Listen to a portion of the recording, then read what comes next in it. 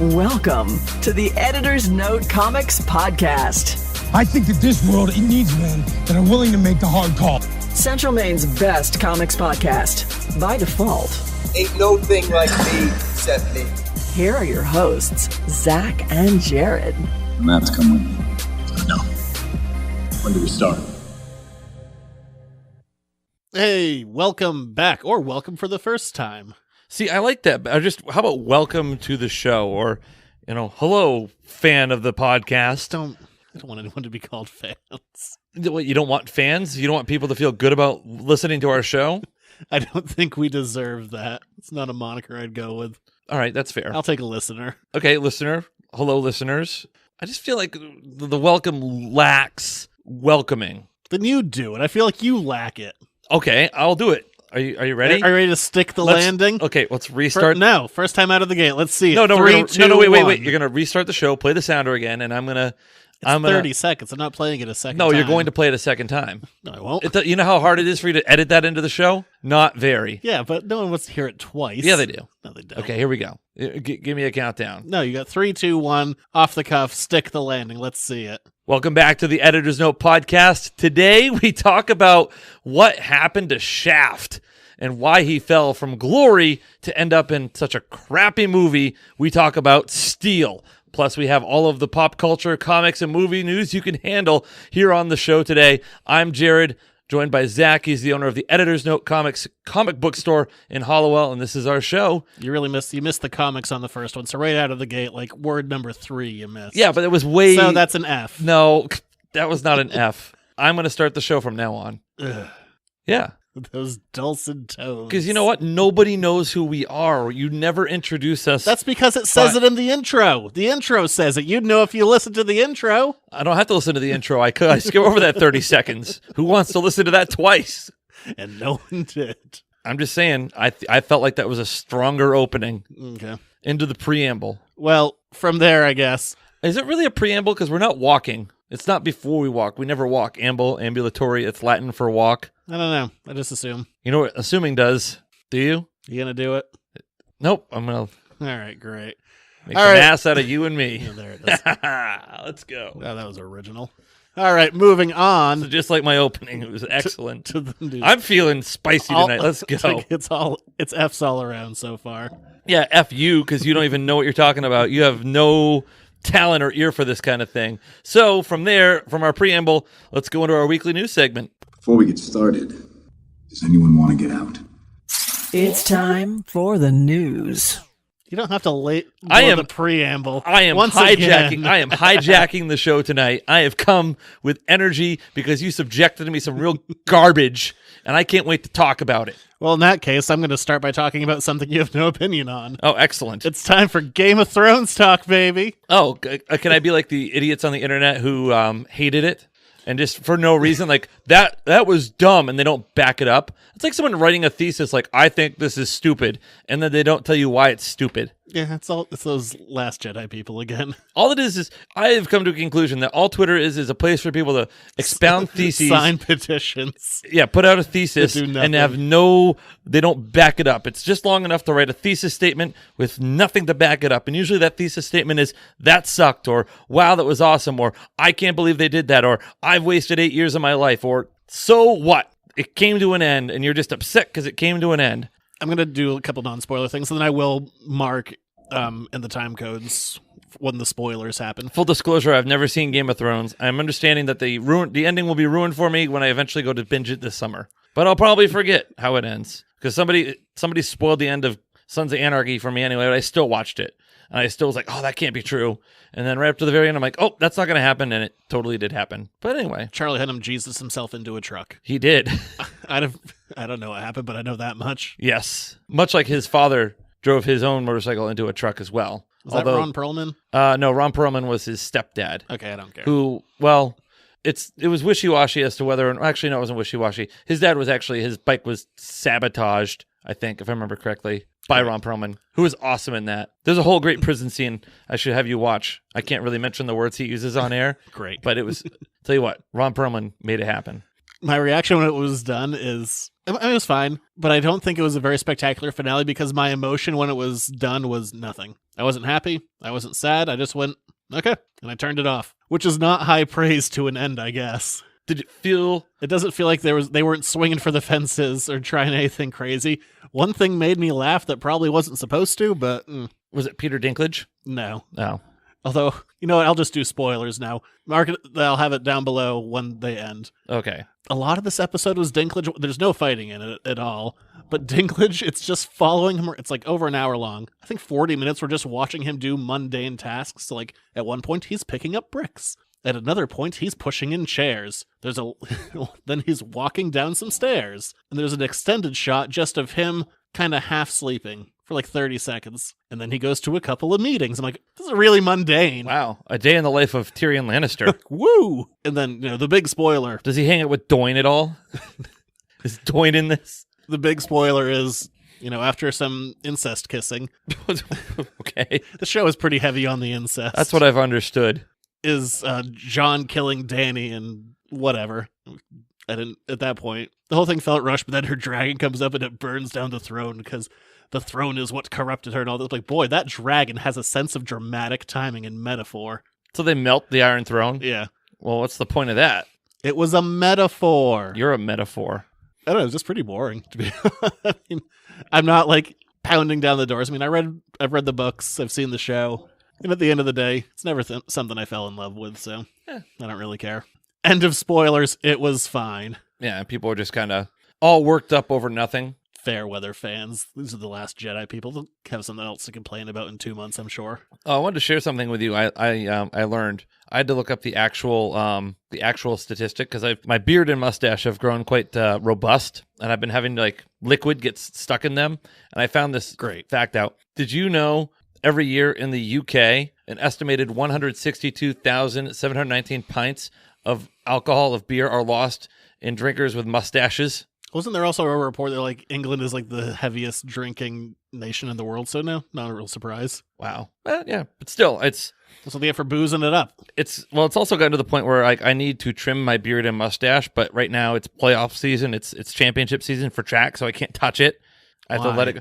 It's a superstition, Zach. Had you been a successful athlete, you would know these things. I was captain of multiple teams. And what were their records? Not great. Exactly. I said a successful athletic career.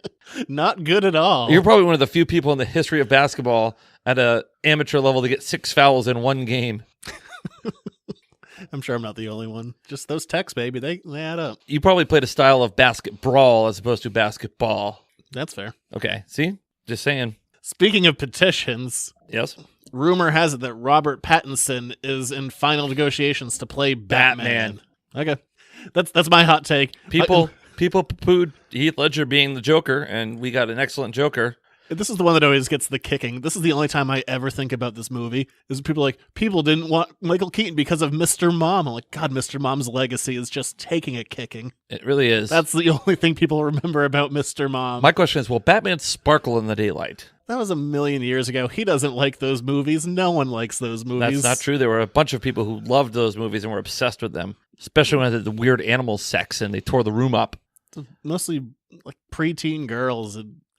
He didn't like those movies. They're long done. I've seen him in other stuff. He's decent enough. Would have been my first choice? No, but I also haven't seen him do it. But I also argue there's never been a good Batman, so hey. Oh, come on. There's never been a good Batman, not live action. That's not true. Adam West was appropriate for the 60s, but no one since Adam West. Bold statement. I've said it before. I know, but still, it doesn't make it any less bold tonight. I don't change my opinion. They're all crap. Okay. Also, once again, petitions. Who cares? This is also why I'm sad that Sonic thing had any traction. So wait, people are petitioning against Robert Pattinson being Batman? Yeah. That didn't take long at all. No. It hasn't even got the job yet. Wow. It's like he's trying to get fired before he's hired. Look, that Sonic movie was going to be terrible one way or the other, so I'm sorry that they caved on the design. Because that just gives clout well, it worked this one time I screamed at the internet, so now it's going to work every time. You made the problem worse, Sonic. That's fair. I don't know if it has anything to do with this, but just in general, who cares? Matt Reeves is a good director. We don't know if he has the job or not. I'm not going to prejudge him on something I haven't seen 2 seconds of, but he was in those sparkly movies. Sparkles. I got dragged to one of those. It's not a good time. Well, that's in your past. Learn from it. Hey, guess what the Star Trek show about Captain Picard's going to be called? Star Trek Picard. Damn, that's inventive. And do you see how they use the Star Trek symbol for the A in Picard? To be honest, I didn't look at a logo, Oh. so no. I looked at a logo. I did my research for the show this week. Woo! That is a wild title. I want it, but I don't know. I would have gone with anything else. The names don't have to. I mean, sometimes it's after the ship. Yeah. Sometimes it's a statement. It's like it's the next generation, or it's the Enterprise, or it's the Discovery, or the Voyager. This one's just like, it's a guy. Deep Space Nine. Yeah, the animated series. I guess that one wasn't very creative either. No, not really. Those are the two least creative so far: the animated series and Picard. I like it, though. I am excited. I'm all in on this. I cannot wait. It also makes it more real. They've given us a title. They've shown us a title card. I mean, as much as I want to be about him, I also want to see what his world is and like the people around him. And what year it is. Like, just what it could be 30 years later. I hope that there's not a ton of fan service in the beginning. Like if they come right out and they bang us over the head with, B4 now is Data in some sort of way, or mention of that, or Riker. Like if they give us Riker or Geordi or anything in that. Like, it was a long time though. We couldn't have had Brent Spiner back, but we're at a point now. Just thin him up a bit digitally. TV budgets could do that. Yeah, but here's like the other piece to it. Like, I want to kind of like have this first thing not be exposition about what everyone else is doing. I want to know what Jean-Luc has been doing for the last 30 years. I think that'll be the show. But I was thinking, like, especially like that Discovery show, we saw those first couple. They put a lot of money into that. You could throw a little bit of money into just de-aging Brent Spiner a bit. That technology is there now. You could totally bring him back. You couldn't do that for a long time, but now it's kind of on the table again. Hopefully he has a Lucasian chair and he's working at Harvard. Or no, was it Harvard or was it? I don't remember. But he had the Lucasian chair. I remember that. But yeah, I mean, it's coming this fall, so I'm excited. It would have been Oxford. It would have been Oxford, I think. It wasn't Harvard. It was definitely Oxford. Here's a weird race that people care about, but you probably shouldn't. Avengers Endgame has passed Avatar domestically. Not worldwide yet, but it will. Yeah, that's, It's just one of those things. It's like interesting to track, but then it's like you're just rooting for like different big corporations. You're right. This is weird. Why am I cheering for this? I mean, I'm glad it's doing well. I'm glad we're going to keep getting these movies forever. But at this point, like, people are getting stupid rich. Yeah, what's the difference in my world between like once they cross that $1 billion mark, they're making more of these. They've got that Olive Garden money, not Amato's money. They got Olive Garden money. But now that's like, oh boy, they went from like 1.3 to 1.4. I'm like, I know they're going to do more. At this point, it's just gravy. Means if I get back to seeing it in the theaters, I guess it'll be there for a while longer. I know. I got to get on going to see it in IMAX ASAP. That means as soon as possible. Thanks. You're welcome. Everyone knew that. Yeah, sometimes you got to just give some show vernacular a definition. Bill Murray. I know him. Says he is open to Ghostbusters 3. I feel like we've talked about this before. He's on, he's off. He'll do it if he dies. He'll do it if Ernie Hudson gets equal screen time. But now it's going to be about like the next generation, so they can probably just get him for a week or less. It'd be nice. I don't want to just do like a one-day cameo gig, but they could get him in and out in a week to do a couple scenes. Oh, yeah. Absolutely, they could. But he was actually talking really positively about the movie, which is, he doesn't always. He's not that he's against it, but no, he was speaking very glowingly about it. He's like, of course I love that movie that paid for my kid's college. It's still paying him money. Yeah. So yeah, we'll see. I mean, obviously you want that. Like, I know it's not going to be like the 3 remaining cast members running around. No. But just Force Awakens that. Yeah. Just kind of have them be like the passing of the torch. One of them has more scenes than another. I mean, I bet you could get Aykroyd and Hudson for a good chunk of time. Oh, yeah, absolutely. Murray, even though he's speaking positively on it, I don't think you can get him for more than a week. You can do a lot in a week. Yeah, we'll see. But whatever, I thought that was positive news for this long gestating Ghostbusters 3. It's been dead and alive and dead, and I've already talked about this in the past, of the roller coaster that was Ghostbusters 3. Speaking of fan bases, I don't know, this isn't a segue.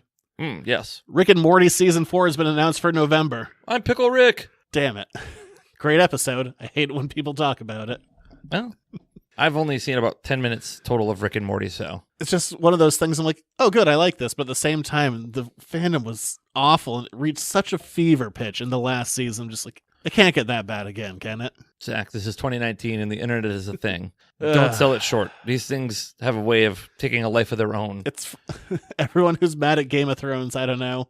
I feel like maybe don't watch Rick and Morty, I guess. Stay away. Is anybody not mad about anything? You mean like in pop culture or just in general? In general. No. Did you see the Bill Nye video last week? Yeah, on John Oliver. Yes. Yeah. That was kind of funny. It was strange to hear Bill Nye drop F-bombs. He's done it before with Oliver. Yeah, I just thought it was funny. He's like, I taught you guys about photosynthesis, but now you motherfuckers. Safety glasses off.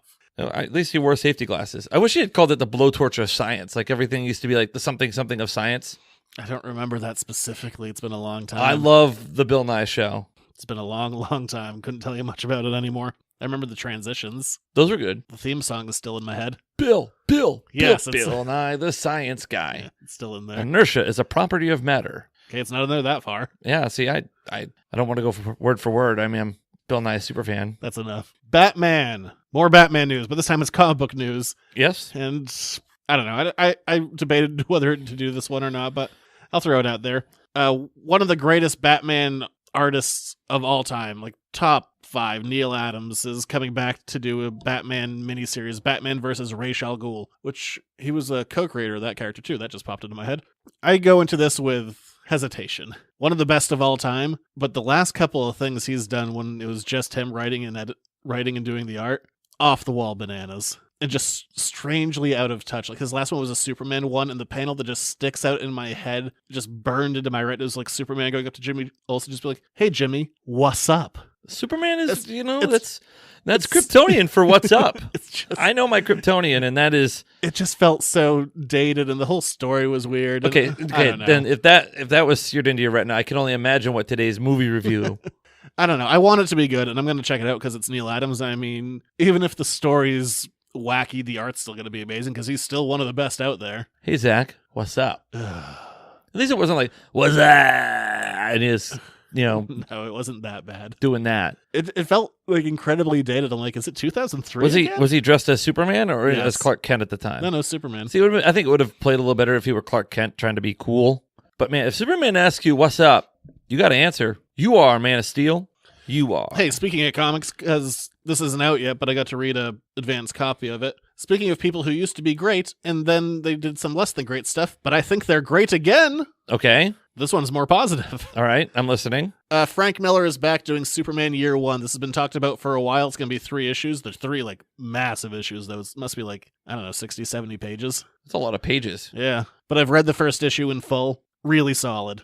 And I haven't really liked anything Frank Miller's done since like 97. So that's exciting. Yeah, no, it was really good. It had there's a lot of familiar elements, and there's going to be some definite like twist on the Superman lore a little bit. But it feels kind of remind me a lot of like Jeff Loeb's Superman for All Seasons, or when Grant Morrison, Frank Quitely did All Star Superman. Yeah, I think it was the first issue at least was really good, and I really recommend it. And this is coming from someone who I love Frank Miller, one of the greatest of all time. But there was a point when quality kind of took a big old dip. Okay. And even recently, he's done some stuff, and I'm like, yeah, that's fine. But wasn't like a big fan of. But this one, I was like, oh my god, this is good. It's really good. So yeah, pick up Superman Year One, I guess. Pre-order that sucker now. Does he say what's up? He does not. Okay. So he's no longer hip. He's a more edgy, street-bound Superman. Well, it's him as a small child mostly. So he's an edgy backcountry road of Smallville, Kansas man.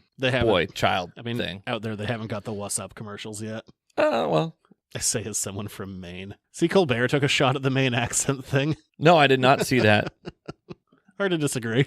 Yeah, why not? I'll mention it because there's only one other bit of news I had. Okay. It always feels weird shilling for big companies, but I do think it's interesting. Marvel, leading up to their big X-Men relaunch, they're releasing like a documentary series called like X-Men Seminal Moments. Okay. In chunks. I watched the first one. It's like 9 minutes. It was really good, and there was a couple anecdotes I hadn't heard before, going through like these big X-Men moments of history, so I don't know, check them out. I thought they were good. Or the one that's out if you want to learn about the weird, complicated history of the X-Men. You know what I stumbled across, if you want to watch it for some interest, on YouTube? And it was kind of a rabbit hole for a little bit. It was Draw Comics the Marvel Way. Yeah, that was a book.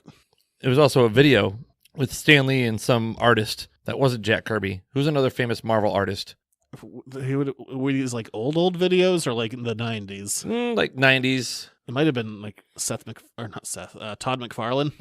No, it wasn't him. It was an older looking gentleman. Maybe Ramita Sr.? Ooh, yes, I think that was it. Yes. If I had to take a stab in the dark at the 90s. Yeah, it was very 90s VHS. I think he might have, did he do that book originally? I don't know. I'm sure someone's yelling at me right now. I tried to watch it for a little bit and like learn if there were things I didn't know, but I knew some things. I didn't realize the term gutter was a thing in comics. Yeah. That's the space between panels. Yep. I learned something. Yeah, I don't know what else to tell you. Yes, that's what it is. You can see them on most panels, or on most pages. Yes. the gutter. But that will do it for the news, at least on the pop culture side of things. From the Great Lakes Avengers to the Los Angeles Lakers, it's time for Jared's Sports Reports. He's running down the middle by the 50. He's at the 30. Bare chested. The guy is drunk, but there he goes. Oh, and they tackle him at the 40-yard line. It's time for another Jared Sports Report. I picked that one specifically because Magic Johnson is burning all bridges. Yeah, well, see, yeah. That was wild. He went on First Take. Yeah, he went on First Take and he ripped everybody and everything. This is why everyone's stupid and how I got backstabbed and I don't care. Magic out. Oh, yeah, he definitely, on his way out, he took the match to the can of gasoline on his way out. But anyway, as a bridging aficionado, yeah, I back him. You're like, yeah, that was actually really good. Oh, that's cathartic. Shake it out. More importantly, let's talk about some sports news that's relevant to people in our area. The Boston Bruins. It's not just people in our area.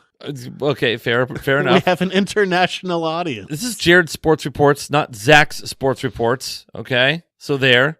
The big news out of New England, two big stories. One happened late last week. The Boston Bruins finished their sweep in the Eastern Conference Finals, and they're on their way to play for the Stanley Cup. Game 1 is going to be next Sunday, so they'll have a 10-day layoff. Because they don't even know who won. No, it's between... It's just TBA. Yeah, it's between the Sharks and the Blues, so that's TBA. It'd be kind of cool for the Sharks because Joe Thornton is the captain of the Sharks, and he used to be the captain of the Bruins before they traded him to San Jose.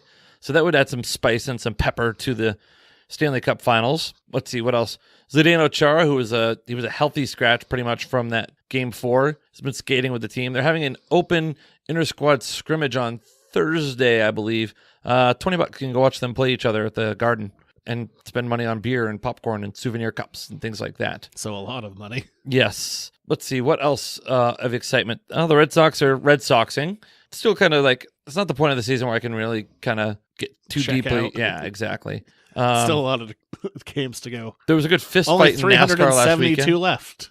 There's 162 games in a year. There was really good. There's some fisticuffs in NASCAR over the weekend at the All-Star race, and of course, the big news coming out of New England is Julian Edelman has signed a 2-year extension with the Patriots. $8 million signing bonus, $12 million guaranteed, so it's worth around $18 million plus the signing bonus. So 2-year, $18 million extension, $12 million guaranteed, and his base salary will be $1 million this year. So that helps with some of the cap space going forward. So it looks like he's going to finish his career in New England, and the 2-year deal kind of maybe indicates that Brady is probably going to wrap up in 2 years as well. Some people are kind of conjecturing that, but it's big to have him back. One of Brady's favorite receivers. Well, he missed some games last year. Continues. So. Hey, it's just crying him a beer over here. Most hated team in sports. Yeah, well, we've become the Yankees. It is what it is, but. Hey, you remember that amazing Game 7 buzzer beater? Yeah. Yeah, the Raptors pissed all that away. What did I say? It's not going well. What did I say? I turned on one the other night. And call it the greatest shot in the history of the NBA playoffs. You have to give it context. Is it one of the most fantastic high drama moments? Yeah, probably. But probably the most enduring shot to me in the NBA playoffs is Jordan's, like we talked about against the Jazz. I turned it on the other night, like halfway through it, it was like down 28. I'm like, holy They did win the other night, though, in overtime. Yeah, but overall, they could come back. It's not done. No, it's not. But that's it for Jared's Sports Reports. Oh, well, I guess we'll just continue on in the sports world, because you may or may not know it's the NBA playoffs. So let's focus in on the NBA with one of its up-and-coming stars of the early 90s. This is counts as a triple threat, because he does everything. Video games, music, basketball, and movies. That's quadruple threat, Zach. That's 4. There's an extra one in there. That's quadruple threat. I don't usually hear above triple. Who says quadruple threat? I just did. I said more than triple. Yeah, this was a quadruple threat to my senses. Less than 7. This movie made me want to be blind, deaf, not taste anything anymore. But we're going to move on. It made me feel emotion. To a movie review of Steel. Ugh. Now might be a really good time for you to get angry. That's my secret. I'm always angry. It's time for an Editor's Note podcast review. Who is Steel, you ask? John Henry Irons. Yeah, he's a Superman supporting character. I think probably best known from his run in the 90s following the death of Superman. He was one of the 4 Supermen to step up, put a big S on his shield, massive metal suit, wore a red cape, full mask, and a big old hammer because, John Henry. I hear he was a steel driving man. He was. He was indeed a steel driving man. And that's how he gets the name Steel. Yes. I wouldn't say a super popular comic book character, but enough exposure. Definitely. Especially in the 90s, like when this was coming out in 97. Had to think about that. This probably certainly helped kill him and kill off his popularity. It was one of those things in the 90s, they had gotten rid of the S off of his shield, and he was his own character. Then this movie came out, they're like, put the S back on. Well, you have his Superman tattoo makes an appearance in this movie. Oh, yeah, it does. This movie cost $16 million to make. Did it really? And it brought in a whole 1.7. That is what you call a flop. That is 1.7 million. That's it. You know what? That's a number in Shaq's career that's probably one of the few numbers that is worse than his free throw percentage. Oh, there's going to be enough free throw based jokes in this, at least in the movie. Yeah. So why did Shaq do this? He was up and coming. Reading his autobiography, he mentions it so incredibly briefly. He's like, yeah, I did like 3 movies. One of them was a lot of fun. Wait, you read Shaq's autobiography? Yeah. Wow. None of them were really that good, but I had fun. It never mentions them again. They are a passing reference to like Kazam, this, and that other one he did that I can't remember the name of. I can't remember the other movie. It was bad. But whatever. What's happening in this movie? Look, it's not going to be a straight review because considering it only made $1.7 million, I'm assuming no one has actually seen this. There were actually quite a few people have seen this according to IMDb, the number of reviews. I just want to share with you. You can't read all of that one. No. I just want to share with you some of the quotes. Some of the language got too racy for this show. Well, I'll come back to some of the quotes from this movie. All right. So what do we got? Shaq. By the way, I'm just going to call him Shaq. Yes. So I refuse to call him by his name. Maybe I'll switch him back and forth. I don't know. What, Shaquille? I meant John Henry. No. Shaq's character in this movie. Shaq. So pretty much the premise is that Shaq is a leading weapons developer for the Army. And, of course, there's this overly ambitious, evil, also Army guy who... Played by Judd Nelson. Yeah, Bender really fell from grace here. That Breakfast Club stuff didn't straighten him out at all. And Shaq's best friend Sparky. And they just can't stop fingering each other. Oh, my God. Why did you... Okay, so you said some of the language in one of these reviews is too racy, but then you go there. It's true. They can't stop fingering each other. The little ET finger touch, yes. Yeah, and then they swirled around a bit. They do it a lot. It's weird. Yeah, I don't like you saying it like that. But anyway. It's true. They do it the whole movie. This ambitious quasi-evil who becomes super evil Judd Nelson turns the weapon up to 11 because 11's louder than 10. Before that, he goes up to a senator. A senator is there for this weapons test. Oh, yes. And he's like, I've modified these myself to make them even more powerful if you want to see like some of my stuff. What does that modification mean? The lever just goes up slightly higher. Yeah, but it also causes a building to collapse on sparks. Sparky! Also, one of the first lines of the movie, this guy's getting shot at with a laser and a tank. He comes out and he's like, you're roasting my nuts. Yes, weapon testing with lasers. Or he said like, you're like, I'm on fire. And the general's like, I thought I smelt roasted nuts or something like that. It's something terrible. So Sparky is crushed underneath this wall. Thankfully, she's not dead. Shaq is able to lift the wall off of her because he's Shaq. Gotta get your lift in. Don't skip leg day. Oh, also fun fact about this movie, they couldn't get a stuntman for Shaq because of his size. Yeah. So he does all of his own stunts, and it is terrible. It's not good. The slow motion chain trace. So they go to court, and Shaq points the finger at Craig T. Nelson. Judd Nelson. Wow. Where did he come from in this? It's a better movie now. Yeah, so Judd Nelson gets kicked out of the Army, and he's like, yeah. Shaq quits the Army. He's like, way to have your brothers in arms. He's like, you crushed my friend, Sparky. I don't think it was that dramatic. That would require some sort of emotion and acting from Shaq, who's got 2 things, weird grin and slow delivery. So, yeah, that's true. Shaq returns home. He also did a lot of eyebrow emoting. Where he finds his little brother back in Los Angeles, played by Ray J. I only know him from one thing. I don't even know who the hell Ray J is. He's the rapper who had the sex tape with Kim Kardashian. Oh, so he's been in 2 terrible movies that people can't stop watching. Just when I was watching the credits, I'm like, Ray J. Wow. I don't know what's a bigger deal. He was in this movie or Kim Kardashian would sleep with him after being in this movie. But they go home to Shaq's mom, and she's just trying to make the perfect souffle. But apparently you have to be really quiet around it. You disturb the souffle with your sound waves. And it just keeps collapsing. And boy, I hope she figures it out by the end of the movie. That's going to be a good payoff. Yeah, I'm sure it is. Anyway, Judd Nelson's character has gone to this criminal lord who sells black market weapons by hiding them in video game machines. Yeah, he goes to an arcade manager. He's like, you know how you like to... And of course, the first arcade game we see? NBA Jam. Exactly.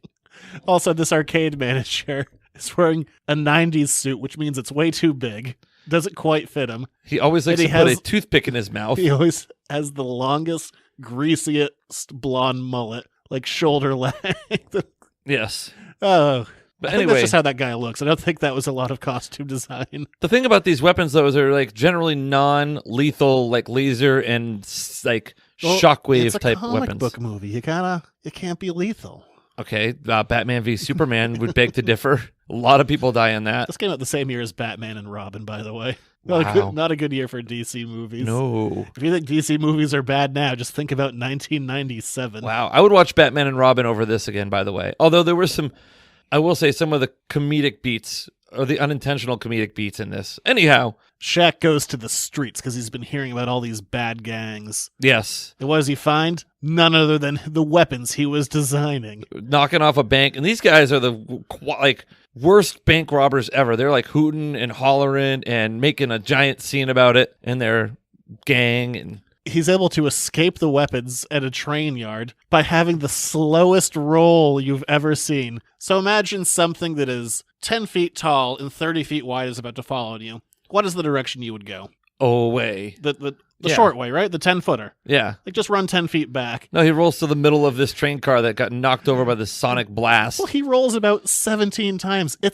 He's just rolling on the ground in also, one line. More importantly, the slow motion of the guy in the train yard who's laying with his head on the train tracks, and he just gets there just in time to prevent his decapitation. Apparently, we're not as put off by the long, laborious roll that he did to get away from this thing falling. I'm like, no, just go the other way. I was put off when he got to the gate and he ripped it off its hinges. He has an issue with hinges in this movie. Yeah, doors and windows, things that open, not his forte. But he escapes, and oh man, he calls the military. He's like, those are my weapons. And they're like, no, they're not. So he breaks a payphone, ripping it off its hinges. There's a guy, just random guy on the street, just looks at it and goes, huh. Shaq has to get these weapons off the street, though. So he has to go find Sparks. But she's in the VA hospital. This is by far the best scene in the movie. Yeah, which, by the way, the VA hospital resembling like the same hospital from One Flew Over the Cuckoo's Nest. It really does. Or Awakenings. I don't know that one. You don't know the movie Awakenings? Sorry. With Robert De Niro and Robin Williams? Nah. Great movie. Great movie. You need to see it. Cool. Anyhow. Sparky is wheelchair bound after getting her legs crushed.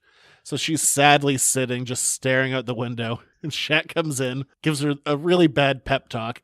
Instead of opening windows to show her the daylight and that she just can't stare at dirty windows all day. Why am I emoting? He just shoves the windows open. And that might sound to you like that means they open. No, he shatters them with a shove. And the people cheer for him. And then, because Shaq doesn't know how wheelchairs work, he picks her up by the wheels fully. But you missed the whole payoff line to this, because she's talking, well, sometimes shit happens and this and that. And then, so at the end, she's like, what are you doing? He's like, this is shit happening. Picks her up, full in wheelchair. And then everyone, like it's the end of the movie, like this is the greatest victory they've ever seen. Everyone in the VA hospital gets up and cheers for this property destruction and abduction. Yeah, nobody stops him. They cheer him on. Every single person stands up. They're like, yes, yes. Meanwhile, Shaq is just like breaking the law. That's the weirdest scene in this movie, and that is saying a lot. No, that is not the weirdest scene in the movie. The weirdest scenes are coming up where they go to Uncle Joe's junkyard. Sure. Yeah. So you got Uncle Joe in his junkyard, which is... I'm not sure whose uncle he is. I don't know. He's somebody's uncle. Possibly Shaq. But more importantly, Uncle Joe, which you didn't realize after I told you this. I thought this was great. So Uncle Joe owns this graveyard and... Junkyard, graveyard. Same. It's the place where Shaq's movie career went to die anyway. And he's able to acquire these pieces of junk for Shaq to be able to, and Sparks to be able to do these things. He's played by Richard Roundtree. If you don't know that name, apparently he was the original Shaft. He was the original Shaft. And the reason I bring this up is because when Shaq gets his uniform for steel, his big weapon is a hammer. And Uncle Joe says, yeah, I did the steel work. I'm especially fond of the shaft.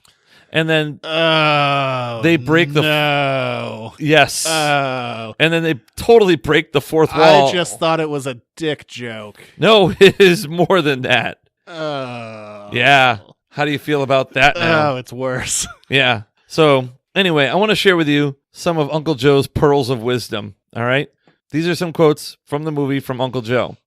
Look at here, boy. You ain't Superman, and you damn sure ain't getting paid. Uncle Joe. I did the iron work myself. I especially like the shaft. We just did that one. And then finally, well, I'll be dipped in shit and rolled in breadcrumbs. The wisdom. A person wrote this. The wisdom of Uncle Joe.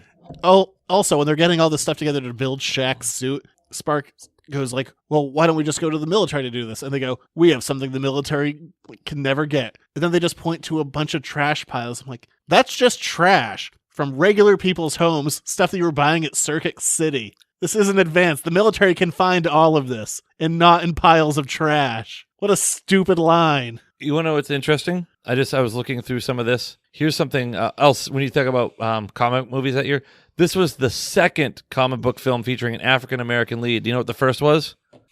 Pre-97. No, it was not pre-97. It was 2 weeks before this film came out. Blade was 98, so it's not that. Spawn? Correct. Well, we're not playing a game tonight. Well, I asked you a question and you got it right. People are just wondering why we have bells. We'll probably try for next week. Okay. But whatever. So Shaq builds his suit of armor, which is the most ill-fitting suit you've ever seen. With the most rubbery steel mask you've ever seen. There is one shot from behind the back where I swear to God it's tinfoil. They just shoved tinfoil to cover his skin. And what's supposed to be like chainmail is definitely just shiny clothing, shiny cloth. He finds these robbers in his new big suit, waggles his finger at them, and then they proceed to shoot him 1,000,000 times with machine guns. And he just acts like he's bored and he's waiting. Oh, yeah. Shoot him in the face. Yeah, his whole bottom half of his head is hanging out. His hands are fully exposed. His face is fully exposed. Just shoot him in the face. And Shaq's like, yeah. Oh, this just tickles. There's some crazy... If you shot him in the mouth, it wouldn't tickle. There's a lot of language in this that's like these guys that are in a gang shooting. The first thing they say to him is, I'm going to smoke you like a blunt. Director Kenneth Johnson took a copy of the script to South Central LA, spent a day with a group of kids to make sure the language of some of the characters was believable. He found the wrong group of kids. He found 13-year-olds trying to be cool. Also, this film grossed less in its entire run than Batman and Robin did in its opening weekend. Wow. So Shaq, so slowly, after stopping them... See, they made a mistake. He saves a purse, a guy from snatching a purse, too. He stops that. That's important for later. Yeah, because the guy had a giant knife. He's like, I'm going to shank you. And then he hangs him by his jacket. He's like, there's a guy hanging out around the corner.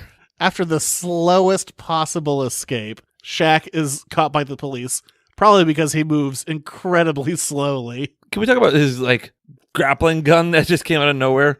Here's also something I thought really bad too. In an interview with Slash Film, writer-director Kenneth Johnson, so the director was the writer. I saw that. Revealed that he originally wanted Wesley Snipes to play Steel, but Warner Brothers felt that casting Shaquille O'Neal would help sell more toys and merchandise. It did not. No, it didn't. I wonder if there even was a toy line. I'm not looking it up, but I'm curious. Anyway. The police arrest Shaq at his house. We found him. He's really, really big. And they bring him in for the police lineup, but the people that he stopped the purse snatching from happening don't identify him. They're like, that's not the man. There's also this whole sequence we skipped over when he was forging the suit where there was this R&B song playing. Oh, yeah, some of the music in this is fine and some of it's atrocious. I'm like, the 90s. Did you know that there was a soundtrack to this? Oh, I'm sure. Was it released on cassette and CD? I don't know, but there was an original song. Actually, there's a couple. One called Steal Yourself, written by Kenneth Johnson and Marvin Winans. Wayne's? Winans. Then there was this hit, Straight Playin', written by DJ Quick, G1, Peter Guns, Lord Tariq, and Shaquille O'Neal. Performed by Shaquille O'Neal. I'm going to have to listen to it later. Of course, Shaq. God, he's a real Will Smith of the 90s. Rappers rapping in their own movies. So anyway, back to how Shaq's a rapper. Back to this real piece of garbage. More than a triple threat. So, oh my God. Let's just skip over a bunch of crap in the middle, because that's pretty much the middle act is terrible. Well, after Shaq escapes police custody, he goes back home and discovers that Judd Nelson, I almost said Craig G. Nelson again, that Judd Nelson has kidnapped Sparky. Well, also his like little brother, cousin, Ray J. You know him. he's in the gang too. He's in the gang. He's a gang member. Anyway. But Sparky's been captured, so Shaq goes to save her. I don't know why, because she apparently put lasers on her wheelchair. That was probably the best part about the movie. There are lasers on her wheelchair. Her wheelchair is the envy of all of comics, more so than Professor X's. Has all the weapons, and it also has a feature where it has like smoke that comes out the back that allegedly makes it go faster. Allegedly. But Shaq shows up as Steel. He gets Judd Nelson's character to soliloquy, and he falls into the hole. He gets his big hammer weapon, and Shaq's like, you definitely don't want to do that, or you don't want to try that. Or he's like, don't press the red button. And so what does the bad guy do? It's like, I'm going to press the red button. He's like, oh, you definitely don't want to pull that trigger. He's like, I'm going to pull the trigger. And so it's like, oh, you don't want to do it. He's like, I'm going to do it. Yeah. So Steel also just turns out to be one giant-ass magnet. I'm making this sound way more interesting than it was. It wasn't. It was not interesting at all. Not even close. Not even remotely. Yeah, so it makes him into a magnet, and Judd Nelson is cannoned away. Yeah, pretty much. That's the basic of it. But what about the souffle? What about the bomb? Oh, yeah, the bomb. We forgot about that. The bomb's going to go off. Yeah, Ray J and Shaq get caught in this storage bin with a grenade, which takes about 10 days to go off. It definitely does not operate as grenades operate. So there's this hole in the mesh, let's and Ray say J it's says, basketball hoop sized. yeah, and Ray J's like, just bend your knees and follow through. And Shaq goes, I never make these. Another terrible fourth wall. Wah, wah. They also did one earlier in the movie about his free throws. Wah, some kids toss him a ball. They're like, you can do it. He just misses wildly. Yeah, I never make these. And to be fair, he didn't. He had a terrible percentage. He was not very good at free throws. Hack-a-Shaq, baby. I mean, at least he attempted those compared to threes. Yes. I think he took 3 in his entire career, made 1. So 33%, should really bring it up. But they escape, and they all gather around the souffle. And guess what? At the new restaurant called Black and Blue. Oh, yeah, I forgot about that. Yeah. But the souffle is perfect. And we forgot about this one part. What did I possibly forget? When he calls the general using the voice modulator. Of Arnold, yes. Of Arnold. It's like, blah! You cannot have the weapons. You will not have my weapons, General. Blah! And the general's like, I know you're not Arnold Schwarzenegger. Are you John Henry Irons? No, I'm Shaquille O'Neal. I will talk to you later, General. Peace. And the general's like, oh, it is John Henry Irons. That son of a bitch. Yeah, this is some real garbage. This is some real hot garbage. Like, this makes, like, dumpster fires look like I'd rather watch a dumpster fire than this.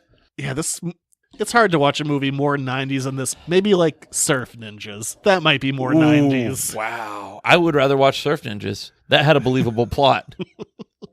This one's pretty rough. Yeah. The 90s is the worst decade for film. There are some good ones in there, but if you had to do like pound for pound, 90s is probably the worst decade that's ever graced cinema.